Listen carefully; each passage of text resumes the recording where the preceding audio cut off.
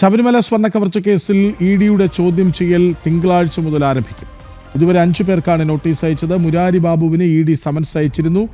ദേവസ്വം മുൻ president PS പ്രശാന്തിനെയും ചോദ്യം ചെയ്യാൻ ഇഡിയുടെ നീക്കമുണ്ട്. വിവരങ്ങളുമായി ജിജീഷ് കർണാകരനൊപ്പം ചേരുന്നു. ജിജീഷ്, ഒരു വശത്ത് ഹൈക്കോടതി കഴുത്തിന് പിടിച്ചിട്ടും ഒച്ചിഴയും വേഗത്തിൽ SIT മുന്നോട്ട് പോകുന്നു. അങ്ങനെ ഓരോ പ്രതികളായി പുറത്തേക്ക് വരുന്നു. മറുവശത്ത് ഇഡി പിടിമുറുക്കുന്നു, അല്ലേ?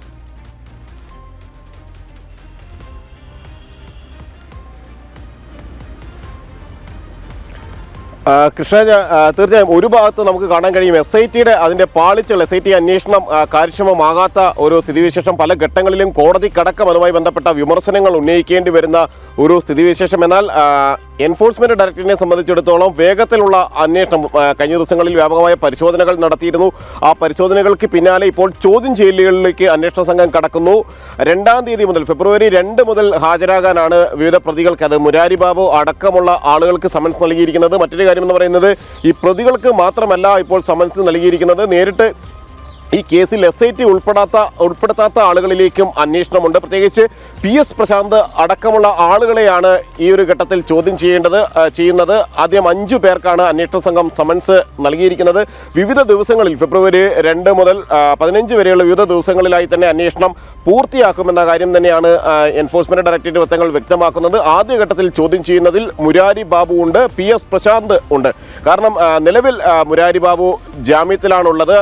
SIT കേസിൽ അറസ്റ്റിലായി. പിന്നീട് നിശ്ചിത ദിവസത്തിനുള്ളിൽ SIT കുറ്റപത്രം സമർപ്പിക്കാത്തതിനെ തുടർന്ന് സ്വാഭാവിക ജാമ്യം മുരാരി ബാബുവിന് ലഭിച്ചിരുന്നു. അപ്പം PS പ്രശാന്തിലേക്ക് അന്വേഷണം ഒരു ഘട്ടത്തിലും SITയുടെ അന്വേഷണം എത്തിയിരുന്നില്ല.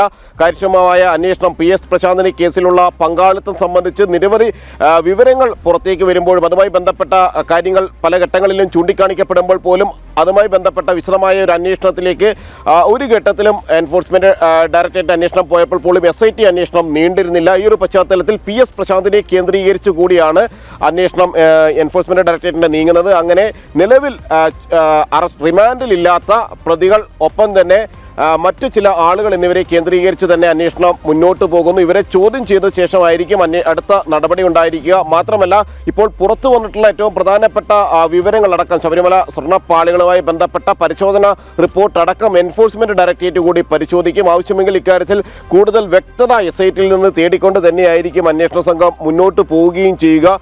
അങ്ങനെ 2 പ്രധാനപ്പെട്ട ആളുകൾ ഈ ശബരിമല സ്വർണ്ണ കവർച്ച കേസിൽ ശബരിമലയുമായി ബന്ധപ്പെട്ട് പ്രവർത്തിച്ചിരുന്ന ഏറ്റവും പ്രധാനപ്പെട്ട സ്ഥാനങ്ങളിലുണ്ടായിരുന്ന 2 ആളുകൾ എൻഫോഴ്സ്മെന്റ് ഡയറക്ടറേറ്റിന്റെ ചോദ്യം ചെയ്യലിലേക്ക് ആദ്യഘട്ടത്തിൽ തന്നെ വരുന്നു എന്നതാണ് അതിൽ ഏറ്റവും പ്രധാനം. ഒന്ന്, തിരുവിതാംകൂർ ദേവസ്വം ബോർഡിന്റെ മുൻ പ്രസിഡന്റായിട്ടുള്ള PS പ്രശാന്ത്, ഒപ്പം തന്നെയാണ് അഡ്മിനിസ്ട്രേറ്റീവ് ഓഫീസറായിട്ടുള്ള മുരാരി ബാബു. ഈ ആളുകൾക്കൊപ്പം ഇതിൽ ചോദ്യം ചെയ്യേണ്ട നിരവധി സാക്ഷികളുണ്ട്. ഈ കേസുമായി ബന്ധപ്പെട്ട് നേരത്തെ SIT മൊഴി രേഖപ്പെടുത്തിയ ആളുകളുണ്ട്. പ്രതിപട്ടികയിലേക്ക് എത്താത്ത അത്തരം ആളുകളെ കൂടി ചോദ്യം ചെയ്തുകൊണ്ട് തന്നെയായിരിക്കും എൻഫോഴ്സ്മെന്റ് ഡയറക്ടറേറ്റ് മുന്നോട്ട് പോവുക. കൃഷ്ണരാജ്, ശരി.